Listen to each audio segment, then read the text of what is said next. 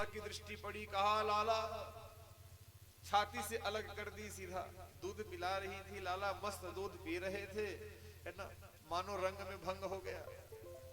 कृष्ण को वक्षस्थल से अलग करी, वहीं पे बिठाई और दूध की रक्षा करने के लिए दौड़ी यशोदा। लाला ने कहा, वाह रे मैया, कहा मेरे ही कृपा से तेरे घर में इतनी सारी दूध है, दो चार मर से कहीं दूध गिर भी जाती तो तेरा क्या जाता, तेरे बाप का क्या जाता। कहा आधे पेट पिला करके चली गई। और वहीं पे कहते हैं कुछ दूर में एक बहुत बड़े मैरसे में जो है दही भरा था, मथानी लगी थी, और आधा माँ यशोदा जो है मथ करके रखी थी। अब भाई घर की एक नारी है, एक बात की बात है, कई तरह के काम करने हैं, आप स्वयं समझ सकती हो। इधर कुछ तैयारी, उधर कुछ तैयारी, उधर कुछ तैयारी, सब तरफ माताएं सुबह से लगी रहती है व्यवस्था में, घर की साफ सफाई, ओजन भोजन, नाश्ता चाय पानी, सब तरह की व्यवस्था में लगी रहती है। लाला ने कहा, मैया मजा चखाऊंगा तेरे को।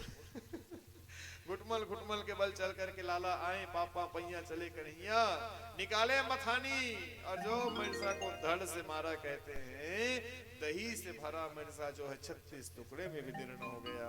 बोलो राधे राधे राधे। वो मिर्जा जो है 36 टुकड़े में टूट गया। उधर दूध को संभाल करके जैसे माँ यशोदा आई तो क्या देखते हैं, दोनों भैया, छोटे मियाँ और बड़े मियाँ दही सपेट रहे हैं। याद हो गया यार, छोटे छोटे हाथ, शरीर भर दही, शरीर भर माखन, हाथ भर दही, मुंह भर दही, सपेटे जा रहे हैं। मैया ने कहा, ओ, गुस्से से लाल हो गई माँ यशोदा कि बेटा इतना छोटा सा है और इतना जो है उत्पाती करता है, इतना शैतान तू कैसे हो गया। अभी से अगर तुझ पे अंकुश नहीं लगाऊंगी तो बड़ा होकर के बहुत बड़ा शैतान निकलेगा, बहुत बड़ा नटखट निकलेगा। तो लाल हो गई गुस्से से और कहने लगी, दही गुम गया। कहा, कोई बात नहीं, तुमने मिर्जा को फोड़ा है ना, इस बात को मुझे बहुत दुख है। मेरे घर में दही की कमी नहीं है, भगवान की कृपा से तूने मिर्जा को फोड़ दिया। बार बार ये बोल बोल करके माँ यशोदा रो रही थी। राजा परीक्षित ने पूछा हाथ जुड़ करके, भगवान सुखदेव जी, वो मिर्जा में ऐसा क्या था जो बार बार जो है माँ यशोदा उसके विषय में सोच सोच करके रो रही थी? कुछ खास था क्या वो दही का जो घट था वो कुछ खास था क्या? तो कहा, हाँ वो थोड़ा बहुत खास नहीं, वो बहुत जो है बहुत खास था। कैसा? तो कहा, वो मिर्जा जो है कोई साधारण मिर्जा नहीं, वो मिर्जा जो है माँ यशोदा के सास के हाथ का सीजा पका मिर्जा था। बोलो राधे राधे। और आज लाला ने जिस मिर्जे को तोड़ा है, दही से भरे पात्र को, वो मिर्जा जो है कोई साधारण मिर्जा नहीं था। इसलिए माँ यशोदा रो रही थी। और लाला को जो वहीं पे ओखल बंधन करती है, ओखल में बांधती है। ओखल समझते हैं? गुस्से में थी, अभी तुझे बांधती हूँ ओखल में। ओखल लाई, लाला को खड़े करी, कहा अटेंशन, खड़े हो जा। रस्सी लाई और रस्सी ला करके ऐसे लपेट करके बांधने लगी। जैसे लपेटा लगाती और गांठ लगाने की कोशिश करती तो यहाँ पे सुखदेव जी ने कहा, रस्सी 2 अंगुल छोटी हो जाए, 2 अंगुलम न्यूनम होते, रस्सी 2 अंगुल छोटी हो जाए। फिर रस्सी लाती, फिर ज्वाइंट करती, जोड़ती, फिर लपेटा लगाती, फिर गांठ लगाती तो रस्सी 2 अंगुल कम है जाए। लाला ने बहुत परेशान किया। मैया रस्सी लाती गई, जोड़ती गई, लपेटा लगाती गई, जैसे गांठ लगाना चाहती तो रस्सी छोटी हो जाए। अंत में माँ यशोदा पश्चाताप करने लगी, रोने लगी, कैसे नहीं बंधता है, रस्सी कैसे छोटी हो जाती है, आंख से आंसू टपकने लगी। लाला ने देखा मैया को ज्यादा रुलाना अच्छा नहीं है, कहा मैया बांध लेना रे, वंस मोर, एक बार ट्राई तो कर। फिर मैया ने ट्राई किया तो कहते हैं गांठ लगी। जैसे गांठ लगी तो कहते हैं मैया यशोदा के भौहें तड़ आए। कहा पड़े रहा दिन भर यहीं पे, आज ना माखन मिलेगा, ना मिश्री मिलेगा, ना भोजन मिलेगा और ना कछु मिलेगा। बस यही तेरा आज पनिशमेंट है, पड़े रहा दिन भर यहीं पे, आने दे बाबा जी को, बताऊंगी कहा तेरे बाबा जी को, अर्थात महाराज नंद को आने दे, उनको बताऊंगी तो बहुत शैतानी करता है। और घर के काम में फिर से माँ यशोदा लग गई। इधर भगवान श्री कृष्ण विचार करने लगे, मैया तो यहाँ पे नहीं है, मैं अकेला अकेला आंगन में बैठा हूँ, कुछ और लीला करूं, समय भी तो कम है, इन लोगों को घूमने के लिए भी तो जाना है, जल्दी जो है लीला को समेटूं, शादी भी तो करनी है मुझे का, अभी तो मैं छोटा हूं तो कहते हैं आगे आगे लाला चलने लगे, पीछे पीछे जो है वो ओखल वो भी जो है चलने लगा।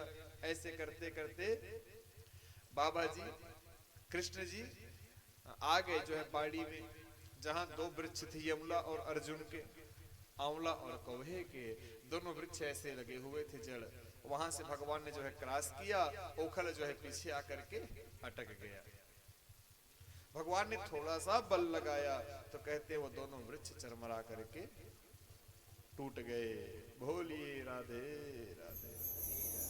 दोनों वृक्ष टूट गए और दोनों वृक्ष जैसे टूटे तो कहते दोनों वृक्षों से भगवान के दो पार्षदों ने जो है अवतार लिया, जड़ से भगवान के पार्षद बन गए। भगवान ने कहा भैया तुम लोग कौन हो, जल्दी बताओ, मैया आएंगी तो बहुत मार पड़ेगा। तो कहा हम कुबेर के पुत्र हैं महाराज।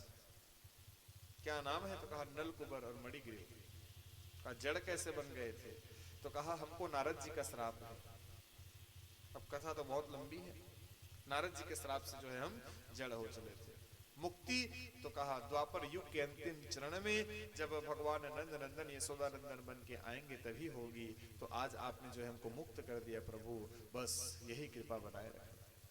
लाला ने कहा कुछ मांगना हो तो मांग लो, कहा कुछ वरदान चाहिए मांग लो।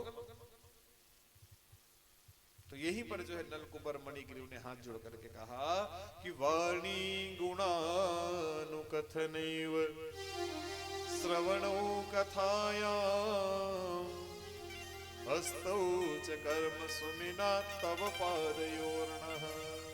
यही वरदान हमको दीजिए, हमेशा अपनी वाणी से राधे राधे बोलते रहें, हमेशा अपने हाथों से जो है माँ बाप साधु संत की सेवा करते रहें, है ना, और अपने पांव से जो है तीर्थ यात्रा करते रहें। यही वरदान न आन। ऐसे वरदान जो है आप हमको दीजिए और वहीं पे जो है अंतर ध्यान हो जाते हैं, भगवान की कृपा प्राप्त होती है।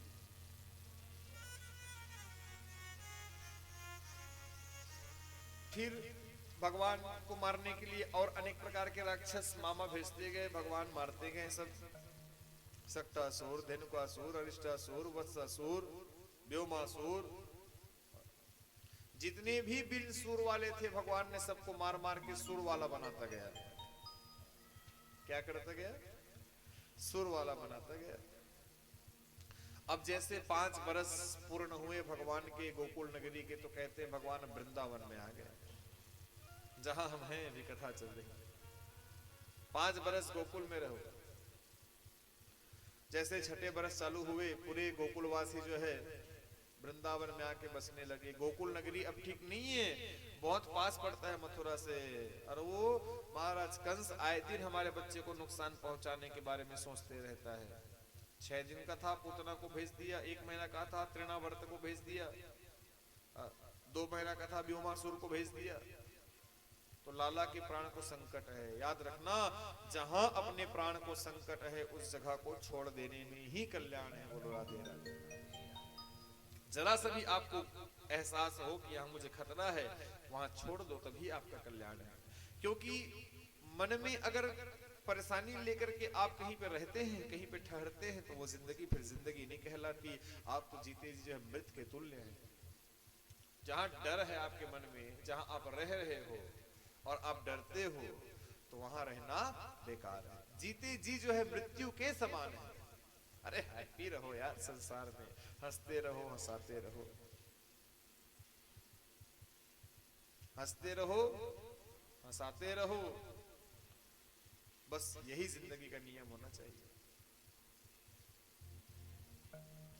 और जैसे लाला वृंदावन में आए तो वृंदावन के गोपी ग्वाल भी भगवान श्री कृष्ण से बड़े स्नेह करते हैं। अब भगवान श्री कृष्ण बलराम 6 वर्ष की उम्र में चले गए। 5 साल के तो वहां से निकले तब थे, 6वां बरस चालू हो गया।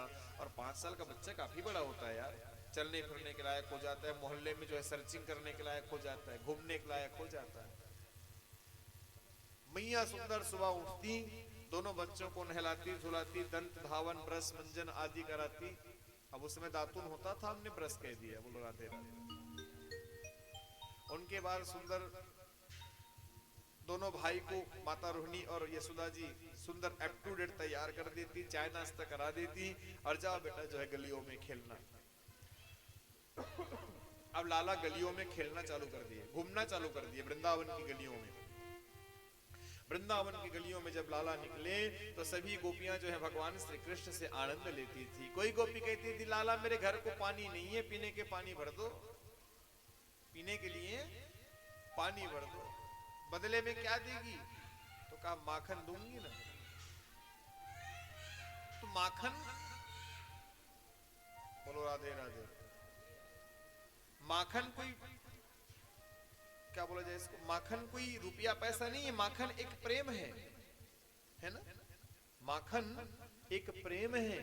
जैसे आज भी किसी बच्चे को बोलना बेटा जा तो दुकान से ये चीज ले आना और 1 रुपए की टॉफी खा लेना, तो 1 रुपए क्या उसका मेहनताना है कि आपने उनके मेहनत के लिए 1 रुपए दिया है?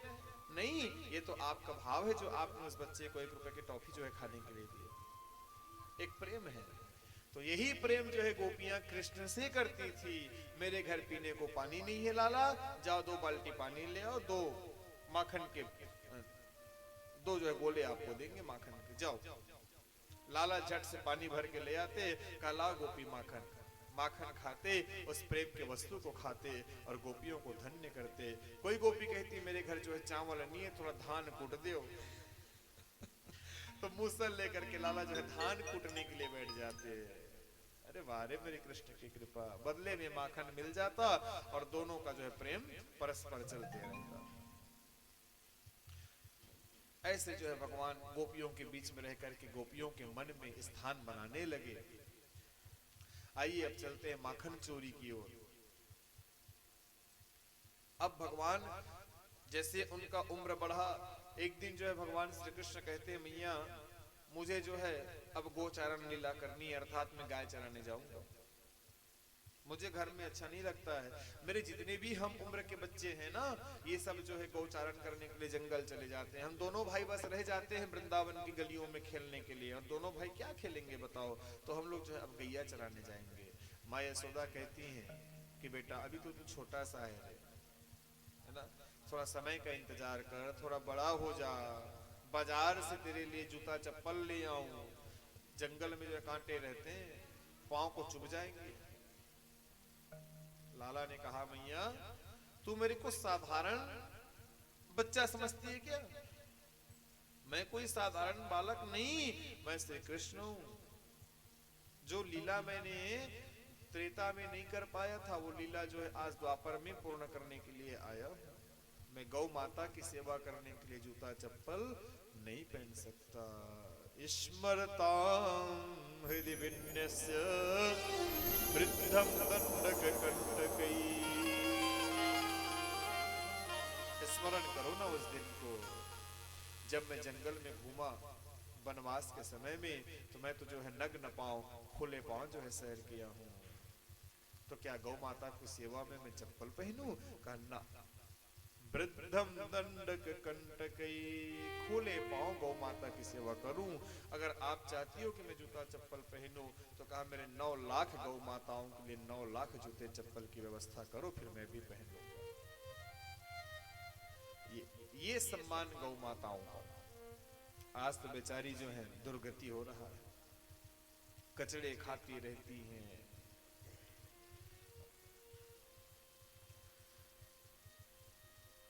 ब्राह्मण गौ और नारी, ब्राह्मण में मतलब सब आ गए, साधु संत महात्मा ये सब आ गए। गौ और नारी, इन 3 पर जब कहीं अत्याचार होना चालू हो जाए तो समझ जाना अब कलयुग प्रगाढ़ होते चला जा रहा है।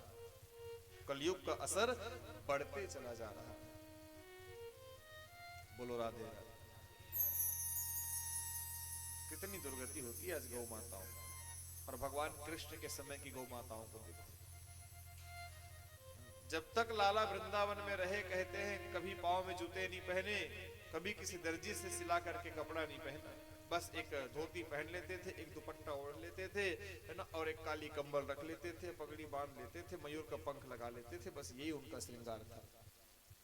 और ना जो है किसी नैया के पास जाकर के बाल छटाया, वृंदावन की बात है। ऐसे जो है तीन चीजों का बड़े कड़ाई के साथ जो है लाला ने पालन किया है कृष्ण।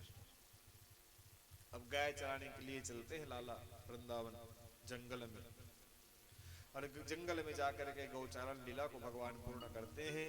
जैसे महाराज कंस को पता चला कि अब कृष्ण जंगल में अकेले रहते हैं मित्रों के साथ, मतलब बच्चे बच्चे, तो क्यों ना जो है अरिष्टासुर को भेजू। अरिष्ट मीन्स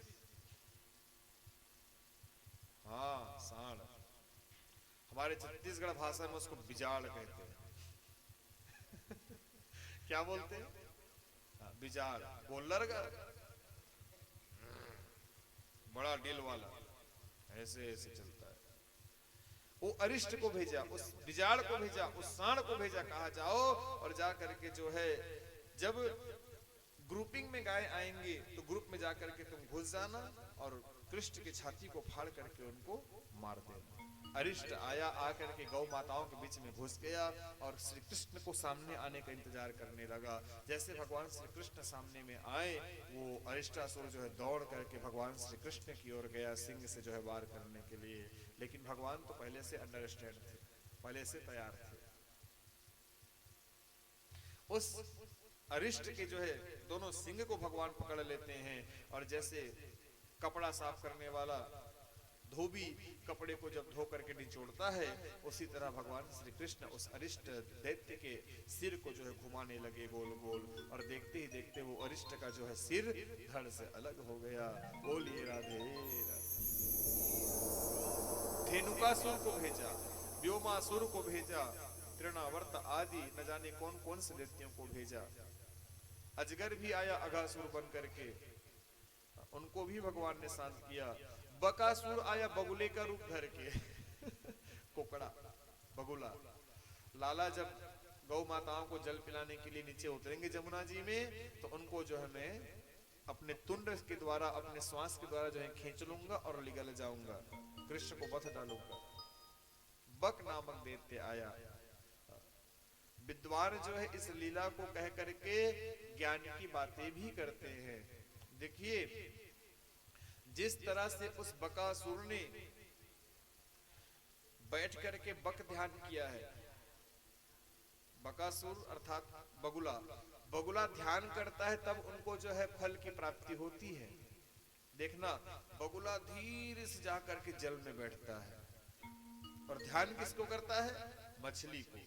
एक क्षण भी वो हिलता नहीं, क्योंकि उसको पता है अगर हल्का सा भी मैंने जो है मिस्टेक किया तो ये मछली जो है मुझसे दूर चला जाएगा। मछली को ध्यान करके एक आंखों से देखते रहता है, और जैसे मछली निकट आती है टप से पकड़ लेता है।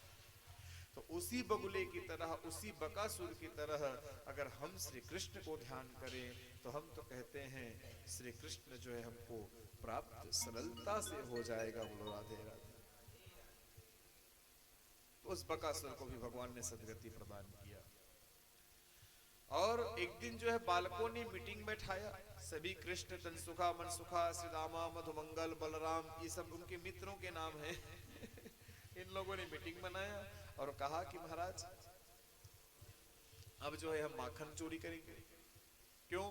तो कहा जितना भी मेहनत हम दिन भर करते हैं, शाम को जो है गैया जाती है, हमारे माता पिता गाय को तोड़ लेते हैं, और दूध जो है कर के रूप में मथुरा नगरी में जाकर के महाराज कंस को भी भेंट करना पड़ता है। मेहनत करते हैं हम, और वहां के लोग खा खा करके दूध पी पी करके मोटे तगड़े होते जा रहे हैं, और दुश्मन बन के हम पे ही वार करते हैं। तो कल से दूध दही ही नहीं रहेगा, तो फिर कर के रूप में हम किसको पटाएंगे? आगे देखा जाएगा। तो गाय को चराने के लिए आते थे, गाय को जंगल में छोड़ करके मित्रों के साथ लाला अब दही चुराने के लिए आते हैं गलियों में। और और याद रखना भगवान दही क्या चुराएंगे, है ना। उनके घर में स्वयं इतनी दूध दही रखी है कि वो खा नहीं सकते, चाहे तो वो उसी पे नहाए, चाहे तो वो उसी को हाथ पांव पे लगाए, इतनी दूध दही लाला के घर में है। लेकिन ये गोपियों के ऊपर कृपा करने के लिए दधी चोरी की लीला को भगवान पूर्ण करते हैं। जैसे भगवान श्री कृष्ण के अनेक भक्त कहते हैं कि यति चंचल क्रीड लगे करने, सब गांव में धूम मचाने लगे, जिनके घर आए गए उनके मन माखन दोन चुराने लगे। जिनके घर मेरे लाला आ गए उनके घर माखन चोरी तो एक बहाना था, मन को जो चुराना था बोलो राधे। माखन को चुरा करके मन में स्थान बनाने लगे। नटखट नंद किशोर। 2 मिनट, क्योंकि अब एक भी बच गया है, हमको बहुत सारी कथा भी कहनी है यहाँ से और विवाह तक जानी है, तो 2 मिनट मस्ती के साथ गुनगुनाएंगे। नटखट नंद किशोर, माखन खा गए नटखट नंद किशोर, माखन खा गयो माखन चोर। नटखट नंद किशोर, माखन खा गयो माखन चोर। गाना भाग जाए, कभी कुछ में कभी गली में हाथ नहीं वो आए। दौड़ो दौड़ो पकड़ो पकड़ो कान्हा भागा जाए, कभी में हाथ गई न आए। गोकुल की नगरी में मच गया शोर, गोकुल की नगरी में मच गया शोर। माखन खा गयो माखन चोर। नटखट नंद किशोर, माखन खा गयो माखन चोर। बोलिए माखन चोर भगवान की।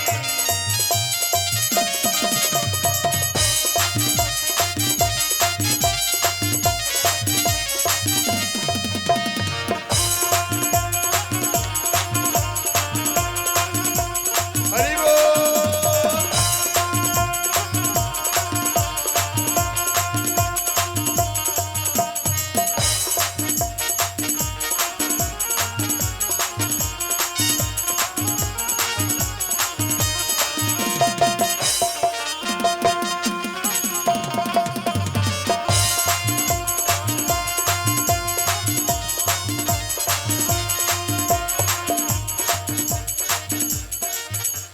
संग में सखियों की टोली खड़ी है, संग में सखियों की टोली खड़ी है, सखाओं की टोली खड़ी है, संग में सखाओं की टोली खड़ी है। टोली खड़ी है, टोली खड़ी है, टोली खड़ी है, टोली खड़ी है, संग में सखाओं की टोली खड़ी है। संग में सखाओं की टोली खड़ी है। माखन चुराने की आदत पड़ी है, माखन चुराने की आदत पड़ी है, माखन चुराने की आदत पड़ी है। माखन चुराने की आदत पड़ी है।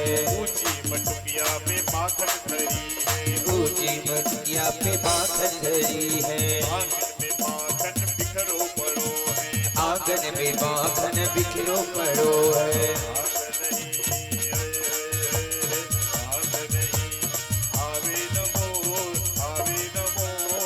माखन खा गयो माखन चोर। नटखट नंद किशोर, माखन खा गयो माखन चोर।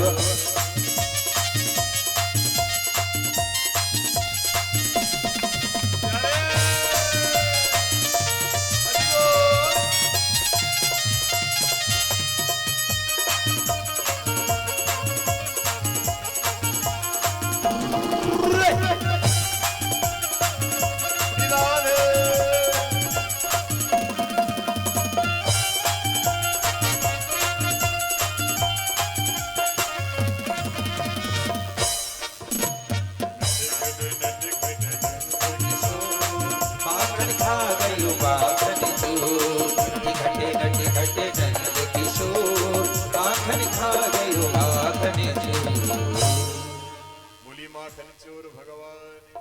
ऐसे माखन चोरी को करके भगवान ने गोपियों के मन में स्थान सुनिश्चित कर लिया, डन कर लिया। बोलो राधे राधे।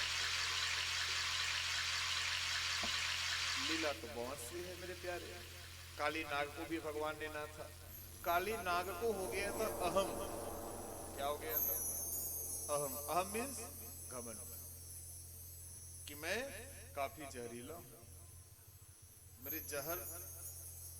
मेरा जो जहर है मेरे शरीर से जो निकलता है, उनके तेज से ही जमुना के ऊपर से जाने वाले पक्षी भी जो है गिर जाते हैं।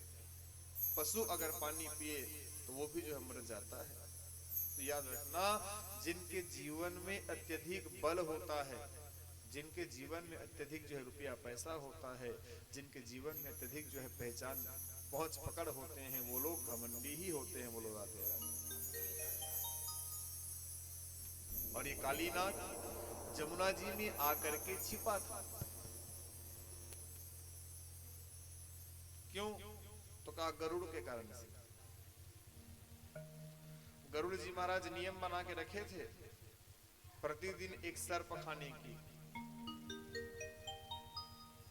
आते एक सर्प को उठाते, ग्रास करके चले जाए। काली नाग ने सोचा अब बारी कल को मेरी है तो मैं तो ग्रास नहीं बनने वाला, मेरा तो सुंदर भरा पूरा परिवार है। जा करके जमुना जी में छिप जाता हूं, जा करके जमुना जी में छिप जाता हूं। जमुना जी में गरुड़ नहीं आ सकता। श्रापित है गरुड़ जी महाराज, जमुना जी में कभी नहीं आ सकते। तब से वो आ करके जमुना जी के देहरा, समझते हैं देहरा, वहां पे आके छिपे हुए थे 4 पत्नियों के साथ, और सुंदर जो है जीवन चला रहे थे, गुजार रहे थे। लेकिन जमुना जी का जल जो है दूषित हो गया था, कोई काम का नहीं था। जैसे आज इस कलयुग में जमुना जी का जल दूषित हो चुका है। कितने जो है गंदे गंदे नालों के पानी को जो है उसमें डाला जा रहा है। अब जमुना जी को देखने पर क्या बोलते हैं, वो भाव नहीं आता जो शुद्ध गंगा जी को देखने में आता है। ये जमुना जी ये बोलते हैं लोग, वहां का पानी स्मेल करता है, गंदगी बदबू आती है। वो जमुना जी का जल जहां कभी लाला ने आचमन भी किया था, है ना, वृंदावन वासियों ने ग्रहण भी किया था, वो जमुना जी का जल आज इस कलयुग में जो है अच्छी तरह से जो है दूषित हो गया है, बुरी तरह से जो है दूषित हो गया है। पता नहीं सरकार लोगों की आंख कब खुलेंगी। जमुना को भी जो है सुरक्षित कराना चाहिए भाई। ये रही बात नाली की, तो नाली नाले की व्यवस्था तुम अलग कराओ ना भाई। जमुना जी में काहे गिरा रहे हो? जमुना जी को काहे तुम प्रदूषित कर रहे हो? देखियो ना कितना गंदगी है, स्पर्श करने का मन नहीं करता, लेकिन लोग उसमें नहाते हैं। भक्ति है ना, क्या करोगे, लाचार है हम, नहाना तो पड़ेगा, आचमन भी करना पड़ेगा। जान करके जो है आग को पकड़ो, आग में हाथ लगाओ वाली बात है। आग को छुओगे जान करके तो हाथ जलेगी भाई। तो सरकारों को चाहिए, गवर्नमेंट आदि को चाहिए कि वो जो है जमुना जी को शुद्ध करने का प्रयास करे।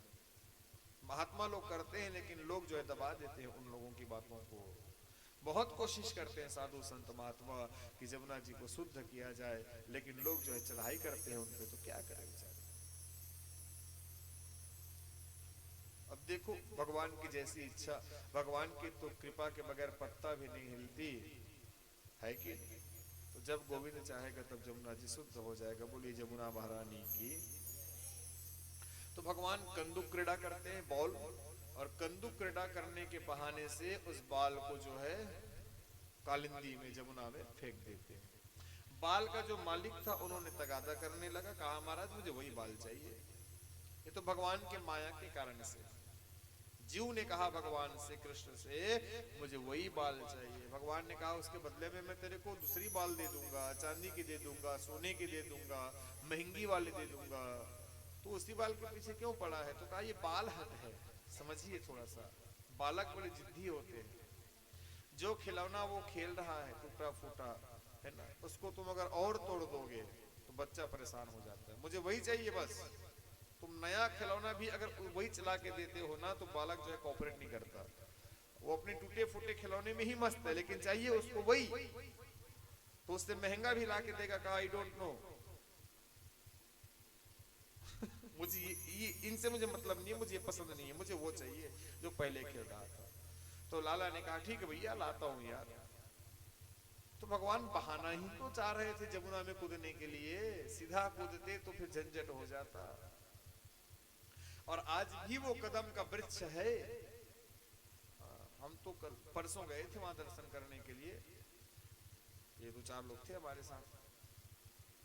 समुद्र मंथन हुआ था तो अमृत कलश को वहां पे छिपाया गया था, अमृत कलश का चिन्ह भी है उस कदम में, गणेश जी का प्रतिमा भी है उस कदम में, और उसी कदम में चढ़ करके लाला छलांग लगाए थे और वहां जाकर के काली नाग को जो है नाथा था, उनको मजा चखाया था। और जब काली नाग को एहसास हुआ कि ना ना ना बलवान मैं नहीं, बलवान तो वो श्री कृष्ण है, बोलिए नाग निकंदन भगवान की। नाग को ना था और काली नाग ने कहा कि भगवान मुझे कोई शौक नहीं यहाँ पे छिप के रहने की। भगवान ने कहा तू छिप के रह जैसे भी रहे, तुझे तो यहाँ को छोड़ के जाना पड़ेगा। कहाँ जाऊंगा? तो कहा जहां से आया है वहां से जा। कहां से आया था? तो कहा रमणक द्वीप से आया था। कहां से? रमणक द्वीप से, जहां नाग रहते हैं। तो क्या प्रॉब्लम है? तो कहा गरुड़ आता है भाई तेरा सवारी मेरे को खाने के लिए नंबर मेरी ही लगी थी, निशाना मैं ही बनाऊं, टारगेट मैं ही हूं। कहा जैसे कि टारगेट अभी भाई साहब बने हुए हैं, है कि नहीं? क्यों? अच्छा हाथ आपकी तरफ चला जाता है, वो सामने बैठ जाते हो तो टारगेट जस्ट वन लक्ष्य टारगेट मेरी ही नंबर थी। तो भगवान ने कहा आशीर्वाद है सर्प प्रजाति को, कहा नाग प्रजाति को आशीर्वाद है, जाओ बेझिझक जाओ। अब गरुड़ आएगा तो वो गरुड़ जब आए तो तुम फन फैला देना, तुम्हारे फण में जो है अब हमारे पद चिन्ह अंकित हो गए, हमारे चरण के निशान बन गए हैं। और जैसे वो गरुड़ देखेगा कि इसमें तो लाला की जो है पद चिन्ह अंकित हैं, तो आपको जो है वो नुकसान नहीं पहुंचाएगा। ऐसा जो है भगवान कृपा करते हैं। हमको लगता है कि नहीं हम बुरे हैं, ना ना, भगवान कृपा करते हैं। अपराधी को दंड देते हैं, दंड देने के साथ में भगवान उनको क्षमा भी करते हैं, इसलिए मेरे भगवान बढ़े हैं। बोलिए बाल कृष्ण लाल की, इसलिए भगवान बड़े होते हैं मेरे भाई। तो कहते हैं ऐसे काली नाग को नाथा, काली नाग को नाथा और दावाग्नि को पान किया।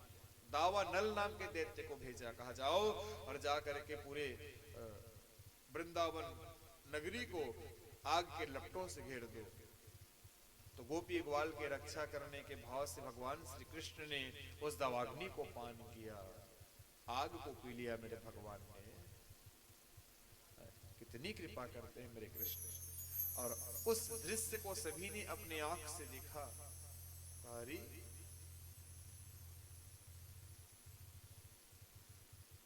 तो सभी गोपियों ने फिर प्लानिंग किया, जिनको हम नंद नंदन कहते हैं, यशोदा नंदन कहते हैं, देवकी नंदन कहते हैं, बांके बिहारी कहते हैं, यमुना दल बिहारी कहते हैं, वो कोई हरी बिहारी नहीं, वो जगत के प्रति प्राणनाथ हैं। बोली बाल कृष्ण लाल की। चलो जा करके जो है सुंदर माँ का कैनी की पूजा करके लाला को जो है प्राणपति के रूप में प्राप्त कर लेते हैं। ऐसे भाव से सभी गोपियों ने माँ का कैनी का पूजा किया। सुंदर सिकता से बालू से जमुना जी के तट पे रेती का जो है माँ का प्रतिबिंब बनाया और हाथ जोड़ करके पूजा पाठ किया और प्रार्थना किया। कहा हे देवी कात्यायनी महायोगिन नदीश्वरी नंद गोप सुतम देवी पतिंते कुरते नमः। प्राणपति के रूप में अगर हमें कोई प्राप्त हो तो वो जो है लाला, नंद का छोरा हो, यशोदा का बेटा हो, वही हमें प्राणपति के रूप में प्राप्त हो। यह वरदान आन, ऐसा वरदान दीजिए। फिर स्नान करने के लिए जो है जमुना में उतरी। जैसे जमुना में उतरी, कहते हैं यहाँ पे भगवान ने गोपियों के चीर का हरण किया है। चिरहरण घाट में राधे राधे। कपड़े को झाड़ में लटका दिए, वृक्ष में लटका दिए। संध्या का समय था, ठंडी का मौसम था, ऐसी ठंडी पड़ रही थी जैसे अभी पड़ रही है। कार्तिक के महीने में तो ठंडी रहती है भाई। अरे कार्तिक के महीने की घटना है। अब सभी गोपियां स्नान करके उठी, निकली नदी से, जैसे निकलने के लिए तैयार हुई तो कहती कपड़े तो गायब है। कहाँ गए हो कपड़ा? ए बहन कपड़ा तो देख। एक दूसरे को अब टच करने लगी, कहा कपड़ा गायब है। घर कैसे जाएंगे, हम तो बिना कपड़े के स्नान कर रहे थे।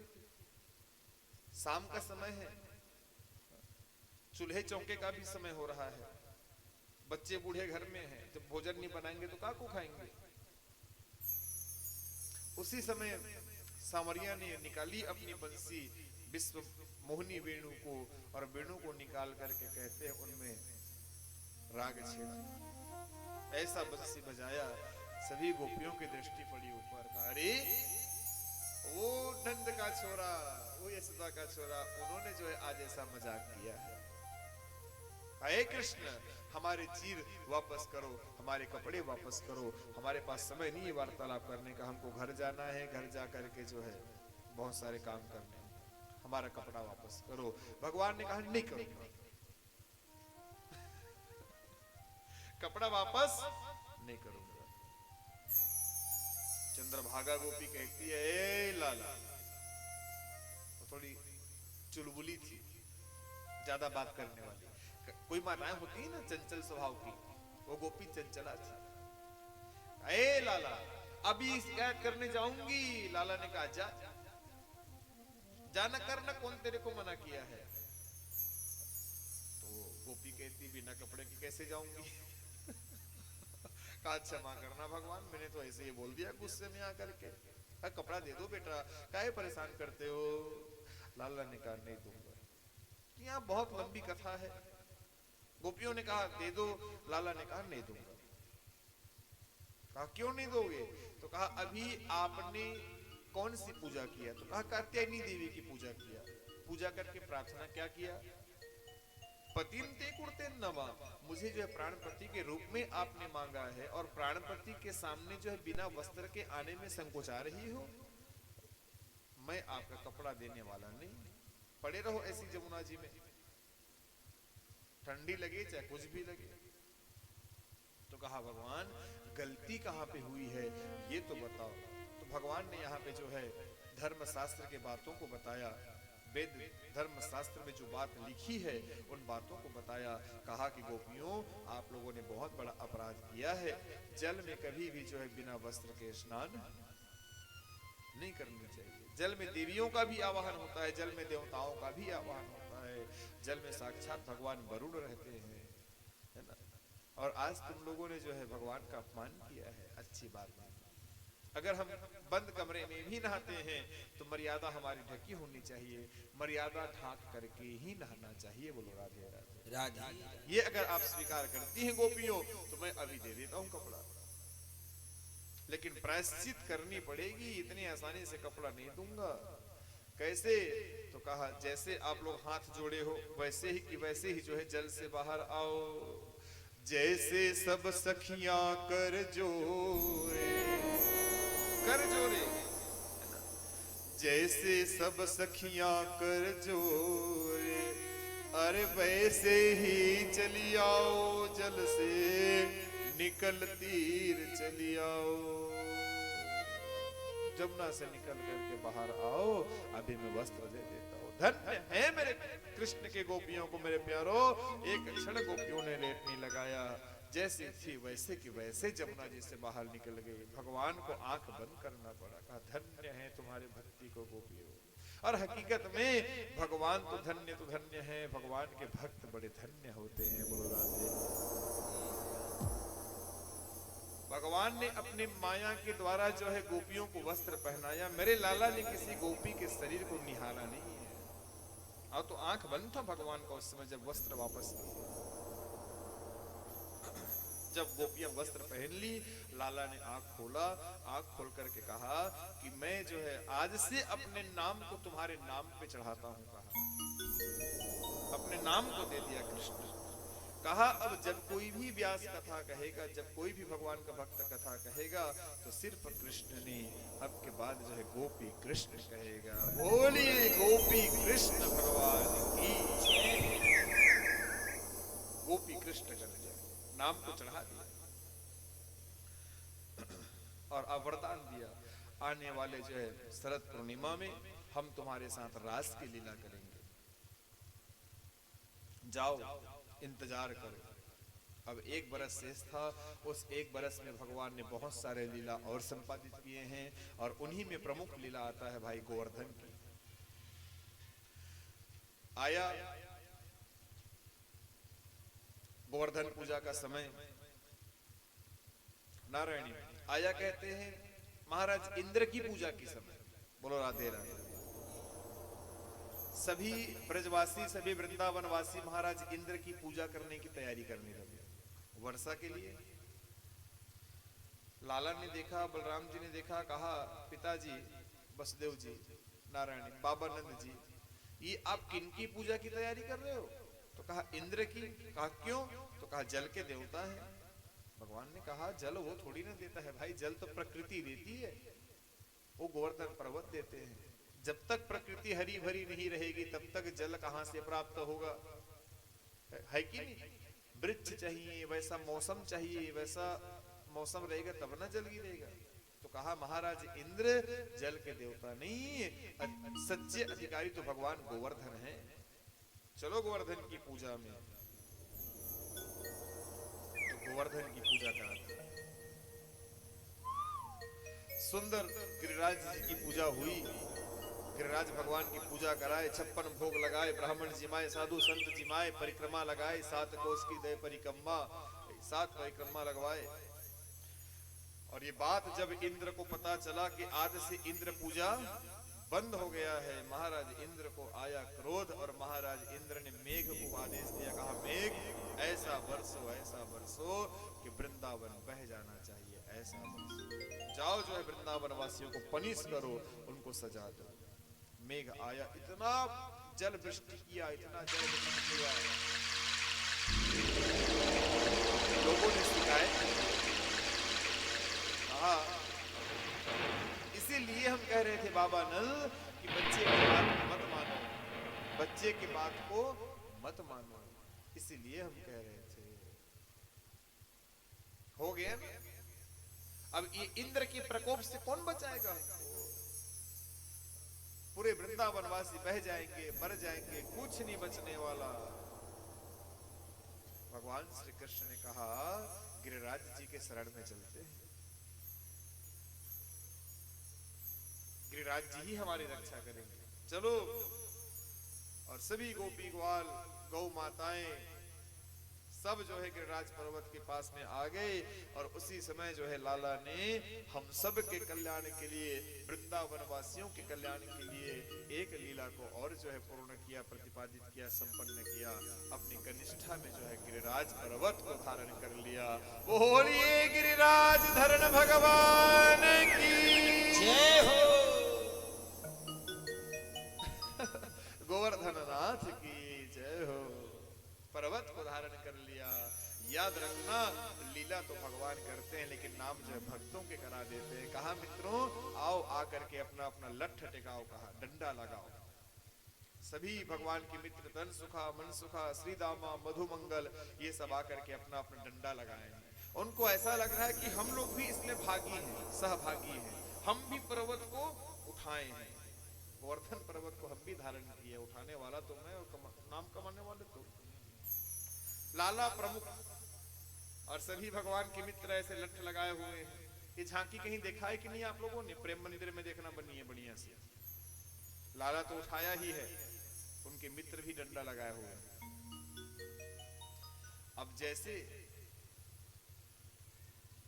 भगवान ने देखा कि मेरे मित्रों के मन में अब थोड़ा सा अहम आ रहा है, अहम भाव, अहम मीन्स घमंड मित्रों में लगने लगा कि मैं ज्यादा बल लगाया हूं, मैं ज्यादा बल लगाया हूं, मैं ज्यादा बल लगाया हूं। लाला ने कहा यार ये तो अपने में लड़ रहे हैं, बल तो मैं लगाया हूं। कहा ये तो व्यर्थ में आपस में लड़ रहे हैं। भगवान ने कहा तन सुखा मन सुखा श्रीरामा मधुमंगल, थोड़ा समय 2 मिनट में आया, आप जो है डंडा टिका के रखो। कहा हाँ, आप आराम से 1 घंटे में आइए, हम लोग उठाए बैठे। और जैसे भगवान ने कनिष्ठा हटाया, पर्वत जो है तेजी से नीचे की ओर। मत छोड़ो भगवान, दब जाएंगे, मर जाएंगे, मत छोड़ो। कहा बस 2 मिनट में आया ना, आप लोग बल लगाओ। तो नहीं, बल लगाने वाले तो आप हो, हम तो मात्र नाम मात्र प्रतिष्ठित। तब उनके घमंड वहां पे गए हैं, अहम का नाश हुआ है। भगवान ने कहा लठ लगाने की कोई जरूरत नहीं, वो तो मैंने उठाया है। सभी ने क्षमा मांगा। महाराज इंद्र वर्षा करते जा रहा है, वर्षा करते जा रहा है, वर्षा करते जा रहा है, कोई फर्क नहीं पड़ा। जिनके रक्षा करने वाले भगवान श्री कृष्ण हो, उनका बाल बांका कौन करेगा। अंत काल में इंद्र को ही दौड़ करके आना पड़ा, आकर के साष्टांग करना पड़ा। कहा भगवान मैं तो अपने आप को ही सब कुछ समझ बैठा था, जगतपति तो आप हैं। महाराज इंद्र ने भी गोवर्धन नाथ की परिक्रमा करी, उन्होंने भी जो है पूजा करी, कान पकड़ करके क्षमा मांगा और वहां से फिर वो गए। तो आइए 2 मिनट भगवान गोवर्धन की पूजा हम भी कर ले। मुख्य यजमान परीक्षित जी आए, आकर के लाला की पूजा करे, 56 भोग के पर्दे यहाँ से हटाए और पर्दा हटा, बाकी सब बैठे रहेंगे, बाकी और किसी को उठनी नहीं है, बता दिया हो। सामने कैमरा लगी है, अपने गांव की कथा में उठा कर होना चाहिए, यहाँ पे नहीं।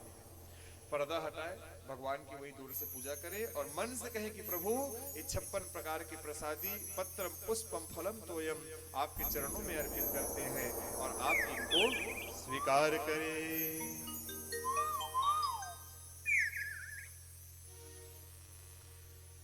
श्री गोवर्धन महाराज महाराज तेरे माथे मुकुट विराज रहे। श्री गोवर्धन महाराज महाराज तेरे माथे मुकुट विराज रहे। श्री गोवर्धन महाराज महाराज तेरे माथे मुकुट विराज रहे। श्री गोवर्धन महाराज महाराज तेरे माथे मुकुट विराज रहे। तेरे माथे मुकुट विराज रहे, तेरे माथे मुकुट विराज रहे। तेरे माथे मुकुट विराज रहे, तेरे माथे मुकुट विराज रहे। तेरे माथे मुकुट विराज रहे, तेरे माथे मुकुट विराज रहे। तेरे माथे मुकुट विराज रहे, तेरे माथे मुकुट विराज रहे।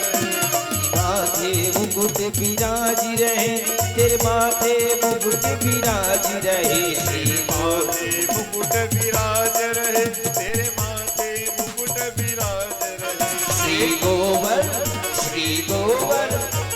गोवर्धन महाराज महाराज तेरे माथे मुकुट विराज रहे।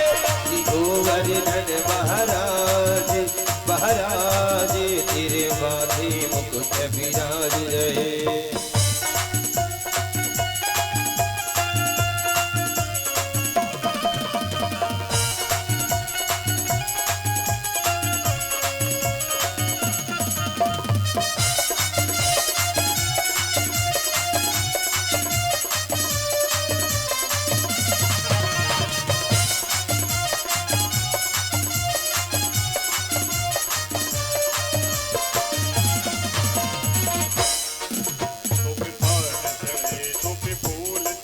तो पे पानी चढ़ी तो पे फूल चढ़ी, तो पे पानी चढ़ी तो पे फूल चढ़ी। देखो मेरे प्यारे, यहीं से बैठे बैठे गोवर्धन की पूजा हो जाएगी। बस भजन का भाव है कि हम यहाँ से बैठे बैठे आपको पान चढ़ा रहे हैं, आपको फूल चढ़ा रहे हैं, आपको दूध चढ़ा रहे हैं, आपको 56 भोग लगा रहे हैं, संतों को जिमा रहे हैं। बस ऐसा भाव होना चाहिए, यहीं से ही मानसिक पूजा हो सकती है। तो आइए भजन के साथ में। तो पे पान चढ़े तो पे फूल चढ़े, तो पे पान चढ़ी तो पे फूल चढ़े, तो पे पान चढ़े तो पे फूल चढ़े, तो पे पान चढ़ी तो पे फूल चढ़े। तो पे चढ़ गई। तो पे चढ़े दूध की धार महाराज, तो पे चढ़े दूध की धार महाराज, तो पे के मुकुट विराज रहे श्री गोवर्धन महाराज। महाराज तेरे माथे मुकुट विराज रहे श्री गोवर्धन महाराज। महाराज तेरे माथे मुकुट विराज रहे। बोलिए गोवर्धननाथ भगवान की। तो इस प्रकार से समय के अभाव के कारण से भजन को छोटा किया गया है, समय को भी ध्यान देना पड़ता है। बोलो राधे राधे।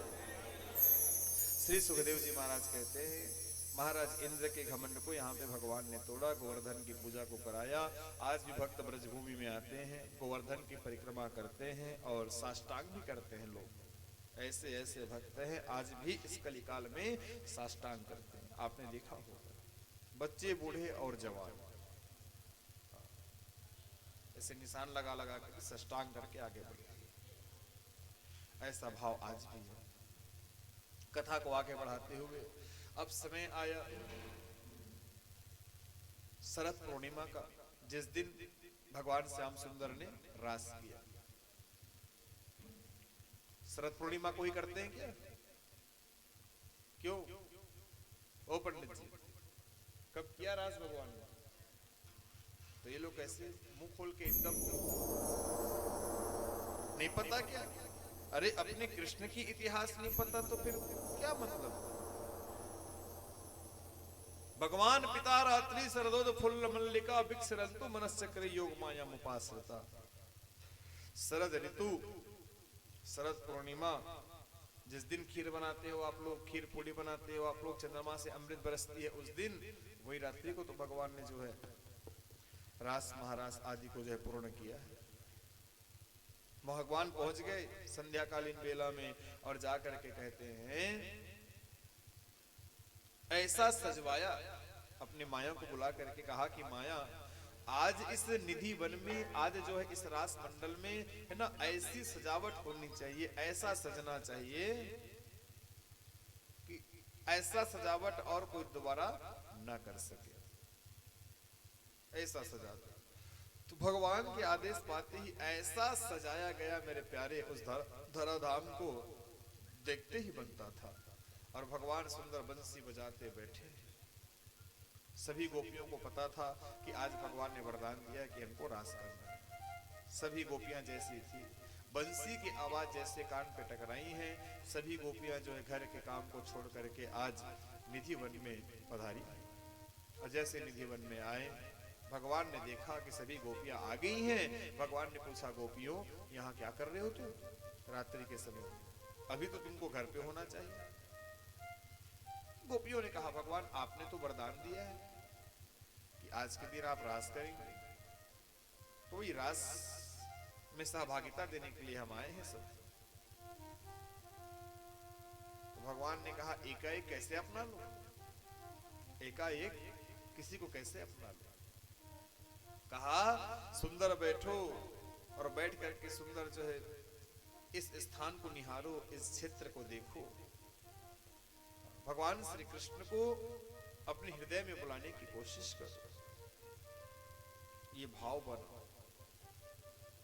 भगवान सुंदर बंसी बजाते बैठे हैं, सभी गोपियां अपने में मस्त हैं, नाच रही हैं, झूम रही हैं, आनंद ले रही हैं, है ना। भगवान श्याम सुंदर श्री कृष्ण अपनी राधा जी को साथ में लेकर के कहते हैं बीचों बीच खड़े हुए हैं और सभी गोपियां जो है बढ़िया सुंदर अपने आप में नाच रही हैं। भगवान श्री कृष्ण ने सभी गोपियों के लिए माया के कृष्ण बनाए। काहे के कृष्ण बनाए? माया के कृष्ण। जितने गोपी उतने जो है माया के कृष्ण। और आर्टिफिशियल कृष्ण, डुप्लीकेट कृष्ण, छाया। ओरिजिनल श्री कृष्ण ने किसी को छुआ भी नहीं, किसी को हाथ नहीं लगाया। वो तो राधा जी के साथ अपनी गौ माता के साथ खड़े होकर के बंसी बजा रहे थे और बाकी जो कृष्ण नाच रहे झूम रहे वो माया के कृष्ण हैं। बोलो राधे राधे। आया समझ में? कुछ क्षण के बाद क्या देखा, सभी गोपियों में अहम होने लगा। क्या होने लगा? अहम भाव आने लगा कि भगवान मेरे साथ नाच रहे हैं, भगवान मेरे साथ नाच रहे हैं, भगवान मेरे साथ नाच रहे हैं। भगवान ने देखा, ओहो यही तो नहीं होना चाहिए गोपियों, ये तो रास है, महारास में तुम कैसे करोगे, ये तो प्रैक्टिकल है। कहा ये तो एग्जाम्पल है, प्रैक्टिकल है, उदाहरण है, और तुम ऐसे कर रहे हो। भगवान वहां से हट गए, जितने माया के कृष्ण थे सब हट गए, सब छट गए, सभी गोपियां खाली हो गई। ओरिजिनल कृष्ण भी वहां को छोड़ करके आगे बढ़ गए। भगवान के जाने के बाद में गोपियों की ऐसी दुर्दशा हुई, कहते हैं बाप रे। सभी गोपियां पश्चाताप कर रही, कहा कहां चले गए लाला। एक दूसरे से पूछ रही, लाला को तो देखिए क्या? ऐ चंद्रभागा, ऐ चंद्रनना, ऐ विशाखा, ऐ ललिता, क्या तुमने ठाकुर को देखा है, उस कृष्ण को देखा है? नहीं जानते बहन। अभी सभी भगवान श्री कृष्ण को ढूंढ रहे हैं। और उधर राधा जी और कृष्ण जी चर्चा करते जा रहे हैं। राधा जी ने कहा, कितना सुंदर कदम का फूल है लाला, वो फूल मुझे चाहिए, वो पुष्प मुझे चाहिए, लेकिन बहुत ऊंची में है, बहुत ऊंचा जगह में है, मेरे को हाथ नहीं पहुंच रहे वहां पे, जरा मुझे पीठ में बैठा दो, और वहां पे जो है खड़े होकर के वो फूल मैं तोड़ लाऊंगा और अपने जूड़ा में लगाऊंगा। भगवान श्री कृष्ण ने कहा, वाह रे राधा जी, तुझे भी गमन हो गया। कहते हैं जैसे भगवान श्री कृष्ण झुकते हैं और राधा जी जैसे भगवान श्री कृष्ण के कंधे पे पांव धरती हैं, कहते हैं भगवान श्री कृष्ण वहां से अंतर ध्यान हो जाते हैं। बोलो राधे। क्या बोलना पड़ेगा? भगवान वहां से अंतर ध्यान हो गए। राधा जी गिर गई, धूल से धूसरित हो गई, धूल से चेहरा जो है धूल धूल हो गया। राधा जी को बहुत फील हुआ कि अरे मैं तो भगवान के ऊपर पांव धर रही थी। भगवान इतने सरल नहीं जितना तुम समझते, वो तो बस प्रेम के भूखे हैं, प्रेम के।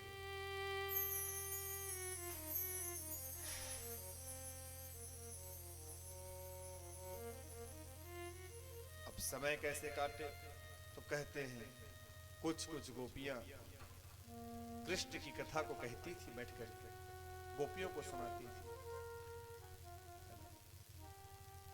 प्रायश्चित करती थी। वही गोपी गीत है। जयति तेधिकं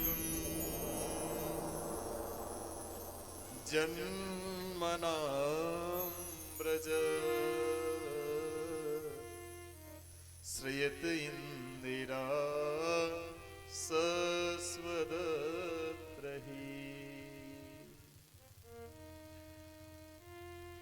दयित दृश्यता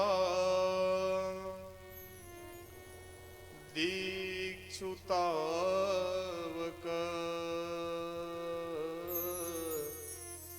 स्त्वयि धृता सवास त्वां विचिन्वते।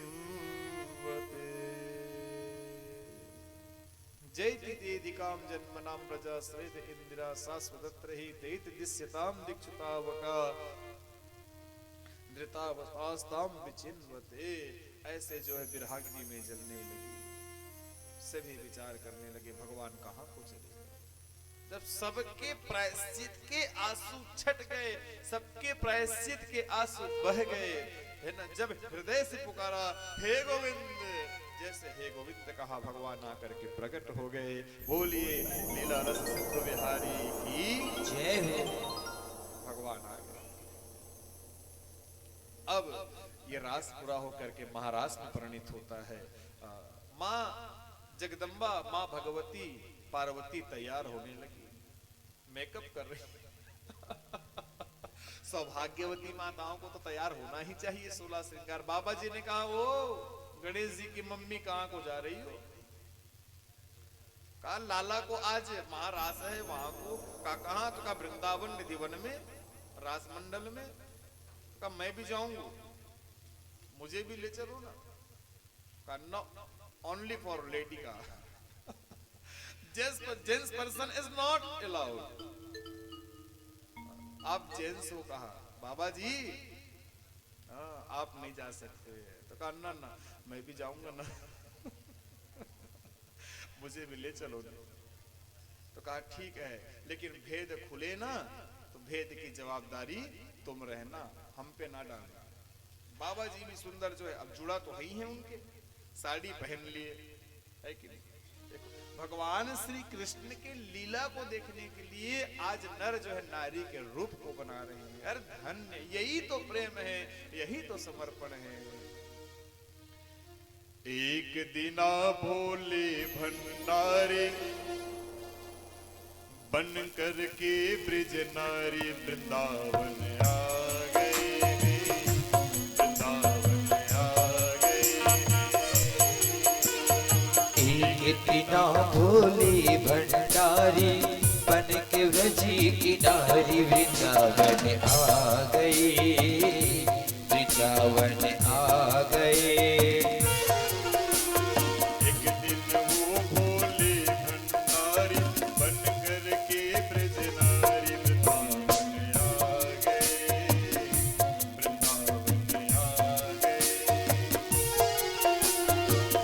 कितना भोले भंडारी बन के ब्रज की नारी वृंदावन आ गई, वृंदावन आ गई।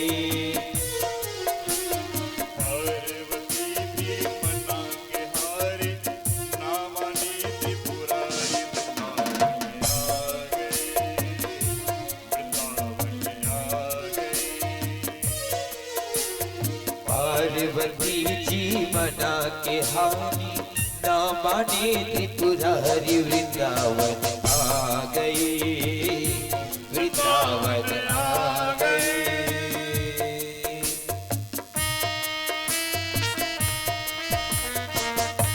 मस्ती के साथ भाव से झूमते हुए हरि बोल।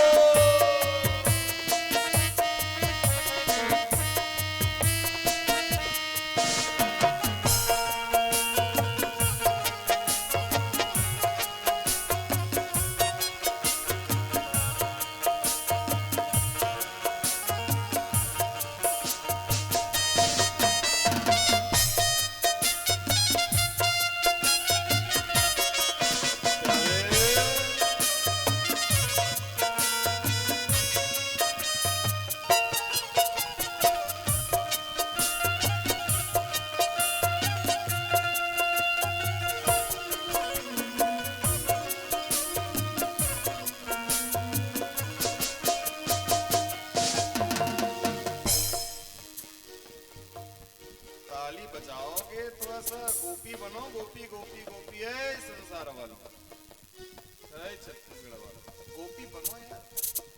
रास में तो ऐसे बैठोगे तो मजा नहीं आने को, कम से कम ताली बजाओ, बैठे बैठे ऐसे झूमते रहो मस्त। और लज्जा आ रही हो ना तो सर ढक लो, सर ढकने से आगे कौन पीछे कौन अगल कौन बगल कौन कोई मतलब नहीं, सर ढक करके मस्त बैठे बैठे चकाचक मस्ती के साथ।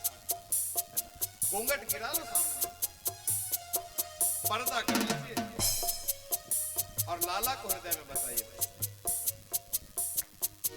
पार्वती से बोले मैं भी चलूंगा तेरे संग में, तेरे संग में। पार्वती से बोले मैं भी चलूंगा तेरे संग में, तेरे संग में। पार्वती से बोले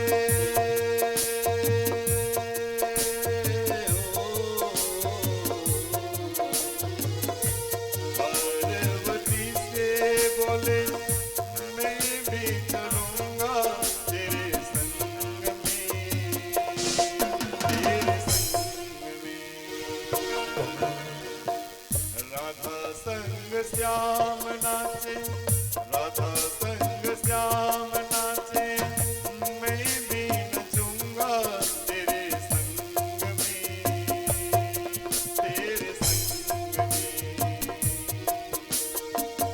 राधा संग श्याम नाचे, मैं भी नाचूंगा तेरे संग में, तेरे संग में।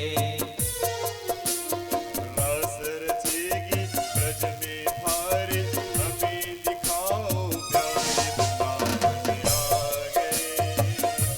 वृंदावन आ गए,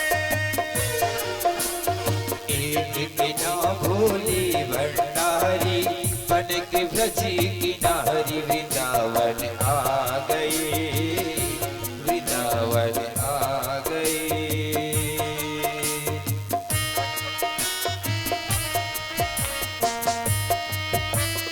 प्यारे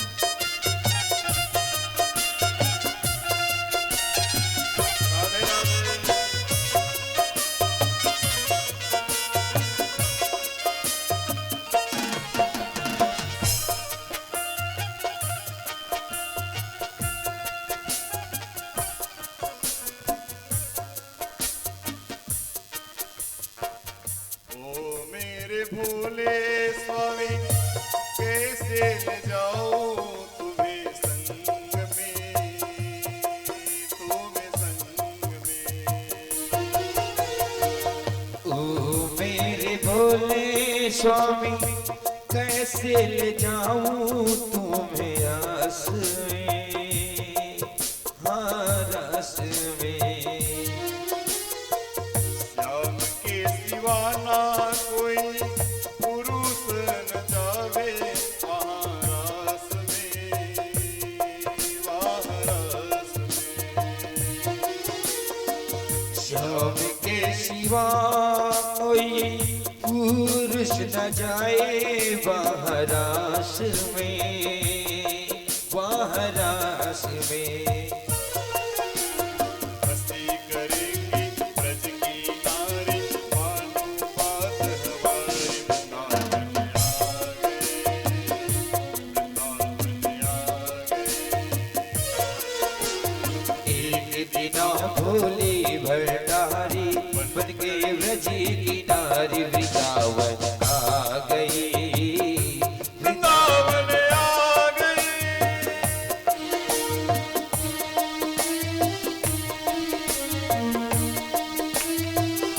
प्यारे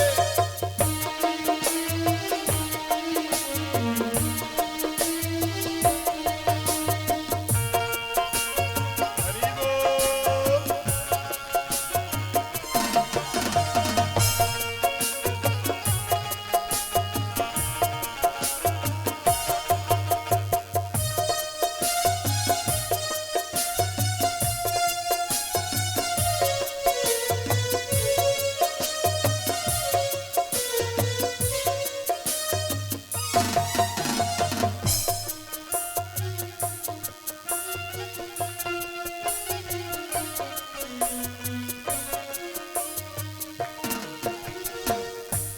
ऐसा बना दो मुझे कोई न जाने इस राज को, इस राज को।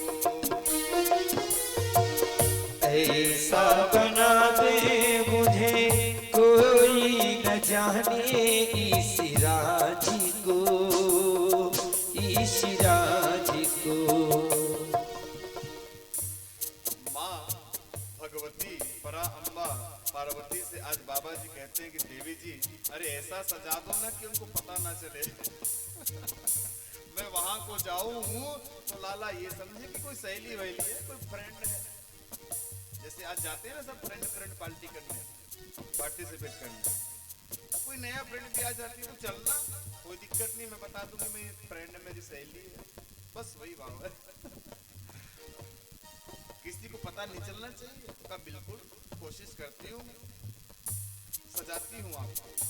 तो आज बाबा जी को सजा रही माँ भगवती, बस वही भाव है।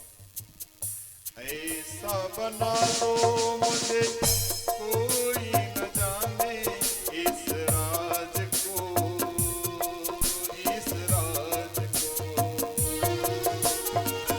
ऐसा बना दे मुझको कोई न जाने इस राज को, इस राज को। मैं हूँ सहेली तेरी, क्या फ्रेंड,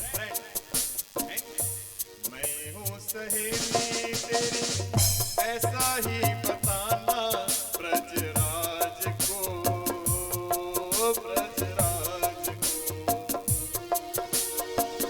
मैं हूँ सहेली तेरी, ऐसा बताना गिरिराज को, गिरिराज को।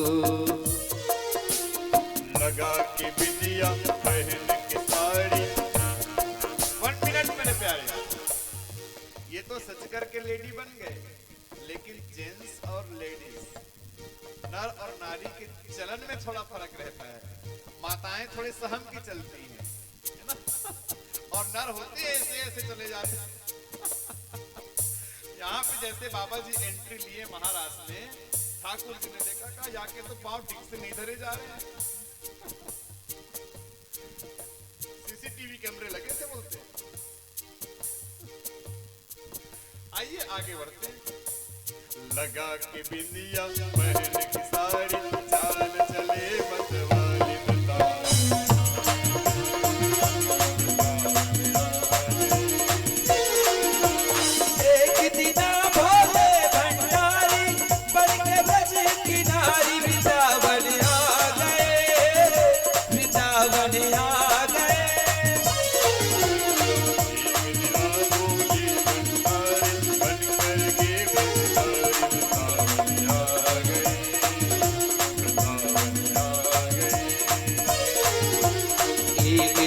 भोले भंडारी बन गए ब्रज की ना, वृंदावन आ गए, वृंदावन आ गए, वृंदावन आ गए, वृंदावन आ गए, वृंदावन आ गए।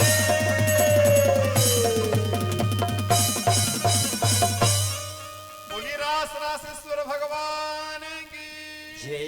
जय जय श्री राधे।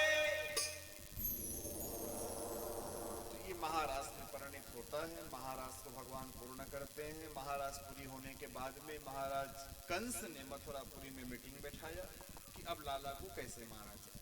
तो किसी विद्वज्जनों ने बताया, गुप्तचरों ने, सब मंत्रिमंडल में बैठे सब लोग मंत्रणा करके निर्णय करते हैं कि भाई आपके शत्रु को हम मार नहीं सकते, आप स्वयं बुलवा लो किसी बहाने से और स्वयं मार लो। तो धनुष यज्ञ के बहाने से लाला को बुलाया जाता है। किसके द्वारा? तो कहा अक्रूर के द्वारा, जिनमें क्रूरता की कोई गतिविधि ना हो, जो अक्रूर हो, कृष्ण के प्रति भाव अच्छी हो, वही आदमी तो वहां से लिवा लाएगा मथुरा वापस। भगवान के वृंदावन में अब 11 वर्ष 56 दिन की उम्र पूरे हो गए।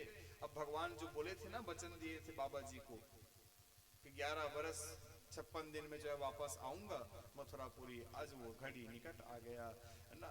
महादेव की वसुदेव की आंख जो है अब इंतजार कर रहे हैं लाला के दर्शन का।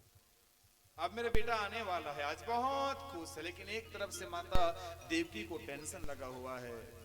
उनके मामा जो हैं कंस ना, कृष्ण के अर्थात मेरा भैया, वो उनको मारने की प्लानिंग करके रखा है ना, उनको प्लानिंग करके रखा है। वही तो कथावाचक हैं ये लोग, लाख समझाओ यहां से बैठ करके, इन लोगों को समझ में नहीं आता है, पता नहीं क्या श्राप लगी इनको। ये तो हर जगह का शिकायत है श्याम भैया, हर जगह शिकायत है। हम तो कहते हैं ऐसे वार्तालाप करने वाले लोगों से कि तुम ही इधर आ जाओ, हम ही उधर बैठ जाते हैं, तुम ही राम कथा सुनाओ, अच्छी बात है, खुशी होगी। कोई नए वाचक को देख करके हम भी खुश हो जाएंगे। थोड़ा शांत रहना चाहिए 3 घंटा, हल्ला नहीं करना माताओं, अच्छी बात नहीं। और हल्ला करनी है तो हमारे रूम में आना, कथा के बाद जितनी हल्ला करने कर लेना। हम भी खूब हल्ला करते हैं अपने कमरे में। अब हमारे पड़ोस में जाकर रूम मिला है ना, वो तो अपने ही लोग हैं इसलिए उनको एहसास नहीं होता। अगर बाहर के लोग रहते तो कान में रुई डाल के सोते। रात में स्टडी चलती है, पढ़ाई चलती है, समय का पता भी नहीं चलता कि 12 बज गया कि 3 बज गया। कल तो पाठ में 4 बजे को सोए हम लोग, पढ़ाई लिखाई में लगे थे। व्याकरणाचार्य बैठा है, कस्य अस्ति कुम अस्ति ओ अस्ति ओ अस्ति ओ, ये चलते रहता है, बढ़िया टाइम पास है। बोलो राधे राधे। क्या बोलना पड़ेगा? तो कहते हैं भगवान सुखदेव जी महाराज राजा परीक्षित से कि राजन इधर अक्रूर आया। महाराज कंस ने चिट्ठा लिखा था, खबर, चिट्ठी छोटी सी, कि महाराज बाबा नंद जी, ये बात तुम्हें पता है कि कृष्ण कोई और नहीं हमारा सगा भांजा है ना, और हम करने जा रहे हैं धनुष यज्ञ, और उस धनुष यज्ञ में हमारे भांजे की आवश्यकता है। तो खबर पाते ही बेझिझक स्वतंत्रता पूर्वक आप हमारे दोनों भांजे को, बलराम को और कृष्ण को, मथुरापुरी अक्रूर के हाथों भिजवा देना। ऐसा नहीं करने पर हो सकता है तुमको दंड भी दिया जाए। ऐसा चिट्ठी लिखवा करके, इनिशियल दस्तखत करके, रबर स्टैंप भी ठोक दिया मथुरापति कंस। अरे दबदबा था भाई साहब उस समय, सिल भी ठोक दिया, मोहर भी लगा दिया। अब वो लेकर के अक्रूर आया। अक्रूर को भी जो बीच में समाधि लगी है, ये सारी कथा तो हो नहीं पाती। तो जैसे पहुंचे वृंदावन, है ना, बाबा नंद जी बहुत स्वागत करते हैं। कहा भैया आओ, स्वागत है। सुंदर जो है मेहमान, देखो मेहमान देवता के ही प्रतिबिंब है। अतिथि देवो भवः।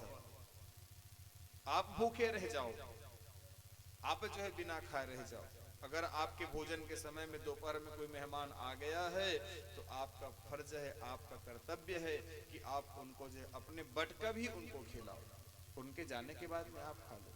मानना वो भगवान ही थे, इसलिए उनको अतिथि, जिनका कोई तिथि निर्धारित नहीं है, महीने की फर्स्ट तारीख से लेके अंतिम तारीख तक, 30 या 31 तक, न जाने कब आ जाए। वही तो भगवान का है ना भाई, भगवान कब आ जाए क्या ठिकाना है, ना जाने किस रूप में मिल जाए भगवान रे।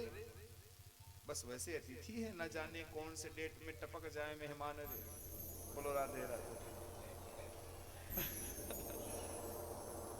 रिस्पेक्टेड पर्सन माय डियर, इनका रिस्पेक्ट करना चाहिए, मेहमानों का स्वागत करना चाहिए। आप भले रूखे सूखे खाओ, लेकिन मेहमान को चकाचक खिलाओ, उनको लगे कि हाँ कोई कमी नहीं रही। वो दुआ दे के जाएगा, वो आशीर्वाद दे के जाएगा, कल्याण हो आपका। वही तो देवता का आशीर्वाद है, वही तो अतिथि है मेरे प्यारे। बोलो राधे राधे। अक्रूर जी महाराज भोजन प्रसादी पाते हैं सुंदर, और रात में जब विश्राम का समय आता है तो कहते हैं बाबा नंद को चिट्ठा दिए। कहा महाराज कंस ने भेजा है आपके लिए, पढ़ लीजिए।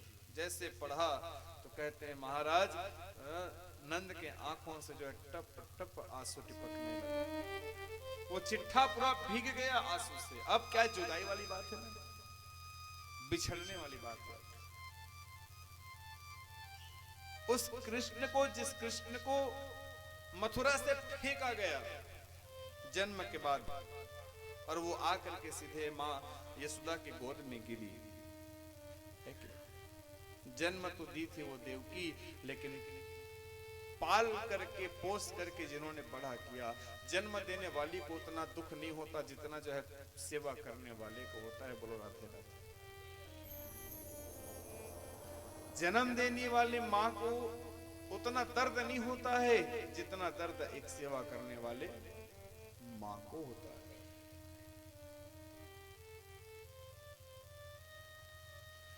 कहते हैं वो चिट्ठा पूरा आंसू से भीग गया, सराबोर हो गया, फोल्ड किया, कहा ठीक है ले जाना।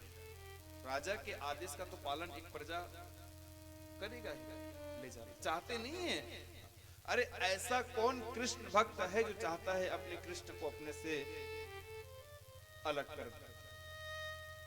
है कोई? कोई कृष्ण भक्त नहीं चाहता, कोई नहीं चाहता। अगर चाहते हो तो बताओ, हम भी तो नहीं चाहते। लेकिन लीला है, लीला है, लीला तो लीला जैसे तरह। कहते हैं ये बात जब मां यशोदा को पता चला रात के समय, उन्होंने देखा, देखो पति पत्नी एक दूसरे को अच्छे से समझते हैं, एक दूसरे की फीलिंग को पढ़ते हैं, समझते हैं, जानते हैं कि ये तो इनका स्वभाव ऐसा नहीं, इनके स्वभाव में चेंजेस कैसे क्यों हैं। पूछती हैं क्या हुआ? चिट्ठी को दिखाया, चिट्ठी को देख करके मैया के भी आंखें भर आए। आज 11 बरस 56 दिन के हो गए थे मेरे कृष्ण, लेकिन उसको आज भी जो है अपने साथ में मां यशोदा सुलाती थी, अपने अंक में।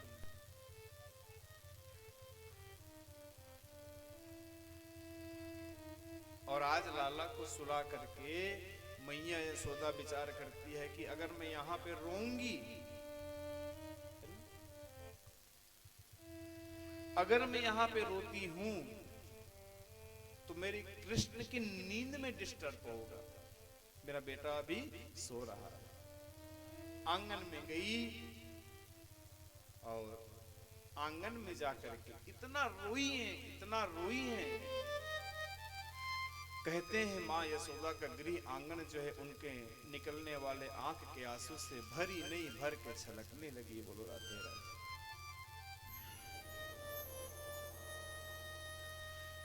भगवान गए नहीं हैं, इतना दुख का जो है वातावरण वहां पे बना हुआ है। अब ये खबर धीरे धीरे धीरे धीरे रातों रात गोपियों तक पहुंच गया। सभी गोपियों की जो है हालत पतली है।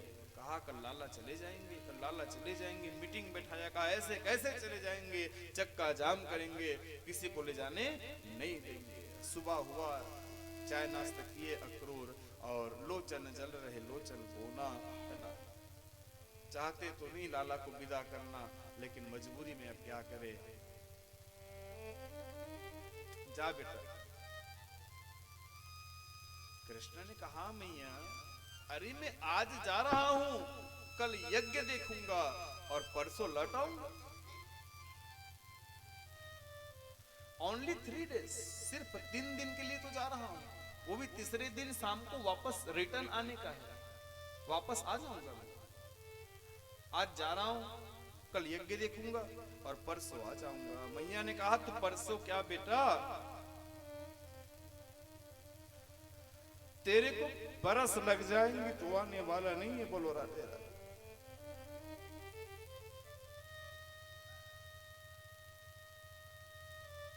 और हकीकत में भगवान जब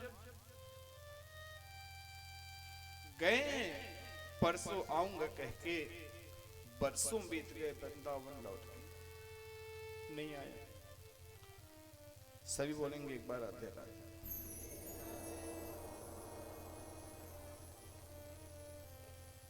और जैसे रथ में बैठे, रथ में बैठ करके बाहर आए तो कहते हैं सभी गोपियों ने देखा, काया या क्रूर, साक्षात क्रूरता की प्रतिमूर्ति दिख रहा है। किस विद्वान ने तेरा नाम जो है अक्रूर रखा है? किसी के प्राण को हरने वाला अक्रूर नहीं हो सकता। साक्षात क्रूरता की मूर्ति दिख रहा है, नहीं जा सकता। कहा कृष्ण तू कैसे तैयार हो गया, तू कैसे जाने के लिए तैयार हो गया? कृष्ण ने भी कहा गोपियों से आज जाऊंगा, कल यज्ञ देखूंगा, परसों आ जाऊंगा। वो वहां कहाँ रहने वाला, मेरा तो घर यहाँ है, मेरे माँ बाप यहाँ है। हाँ, यशोदा जी ने कहा कि बेटा मैं तो एक दासी थी, मैं एक दासी थी, एक नौकरानी थी, जो 11 बरस 56 दिन तक सेवा करने का अवसर मुझे मिला। और इस 11 वर्ष 56 दिन में सेवा करने में कुछ कमी रह गई लाला, क्षमा करियो, क्षमा। और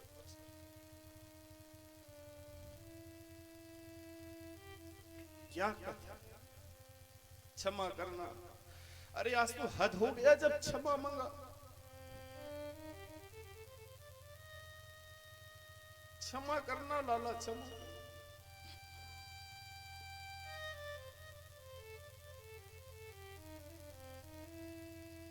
भगवान श्री कृष्ण ने कहा कि मैया ऐसा करोगे तो मैं फिर वहां जाकर के विजय कैसे प्राप्त करूंगा,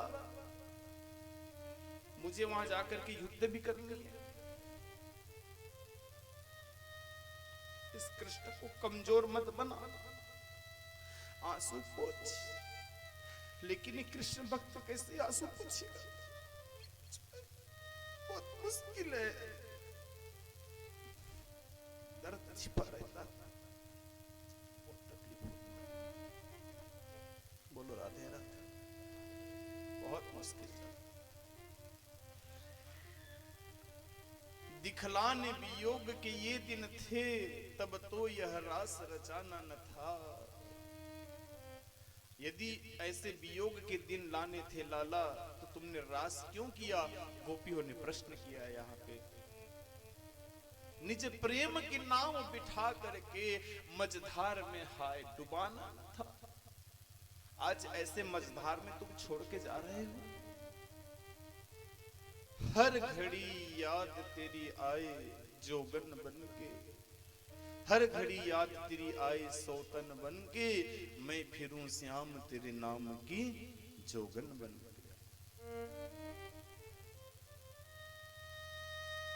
बड़ी मुश्किल से वहां से गोपियों ने भगवान श्री कृष्ण को छोड़ा। भगवान श्री कृष्ण वहां से निकले और वहां से निकल करके कहते हैं पहुंचे मथुरापुरी में। तो मथुरापुरी में पहुंचे तो सबसे पहले जो है उनका टक्कर हुआ कुवलिया पीड़ नाम के हाथी से। कुवलिया पीड़ नाम के हाथी को भगवान ने जो है सदगति प्रदान की। उनको सदगति प्रदान करने के बाद में पहुंचे एक धोबी के पास। एक धोबी से मुलाकात हुआ। भगवान ने उस धोबी को सदगति प्रदान किया। पहचान लिया ये वही धोबी है जिनके कारण से सीता जी को छोड़ना पड़ा था। और उनके कपड़े को भगवान ले जाकर के दर्जी के पास जाते हैं और दर्जी को कहते हैं इसको हमारे साइज का जो है बना करके आप पहनाओ। तो उनको उनके साइज का फिर सिल करके पहनाते हैं और उनको आशीर्वाद देते हैं भगवान। ये भी त्रेता के दर्जी थे। इनकी इच्छा थी कि राम जी को अपने हाथों से कपड़ा पहनाओ, लेकिन ये सौभाग्य प्राप्त नहीं हुआ था। तो आज भगवान हर एक की इच्छा पूरी करते हैं। मेरे प्यारों, एक बात याद रखना, बस आपका भाव अच्छा होना चाहिए। हर लोगों की इच्छा पूरी करते हैं। वो गोविंद है, वो ठाकुर है, उनके चाहने वालों की कमी संसार में नहीं। आज उस दर्जी बस थोड़ा इंतजार करना चाहिए। इंतजार करने में ही कल्याण है। हाँ, झट बोलोगे तो झट कुछ भी मिलने वाली नहीं। वेटिंग, समय का इंतजार, वो करिए। और भगवान आगे बढ़े तो एक त्रिवक्रा नाम की लेडी मिली, बुढ़िया माई। 3 जगह से टेढ़ी मेढ़ी थी, पीठ में कुबड़ निकला था, एक हाथ में चंदन की कटोरी, एक हाथ में लाठी था और बड़ी तेजी से चली जा रही थी मामा कंस के कारागृह की ओर, राजप्रसाद की ओर। कृष्ण ने कहा, ओए सुंदरी। बुढ़िया कहती, यार बुढ़िया को देख के सुंदरी बोलने वाला कौन है? पीछे पलट के देखी तो कहती है तो छोटे छोटे बच्चे मजाक करते हैं 11 बरस के। का दिखती नहीं क्या तुमको कि हम बुढ़िया हैं? भगवान ने कहा कि गलती हो गई देवी, कौन हो तुम, अपना परिचय दो। तो उस 3 जगह से टेढ़ी मेढ़ी वृद्धा ने जवाब देते हुए कहा कि लाला, दासोस में हम सुंदर कंस सम्मता, त्रिवक्र नाम हनुलेप कर्मणि। मैं कंस की दासी हूँ, रोज महाराज कंस के लिए चंदन घिसना, उनको तिलक करना, चंदन बंदन आदि करना, ये मेरा काम है। दासोस में हम सुंदर कंस सम्मता, त्रिवक्र नाम, त्रिवक्र मेरा नाम है, हनुलेप कर्मणि मतलब चंदन लगाना मेरा रोज का काम है। तो कहा हम भी तो उनके सगे भांजे हैं, है ना, हमको भी तिलक कर दो। तिलक किया और भगवान ने क्या कृपा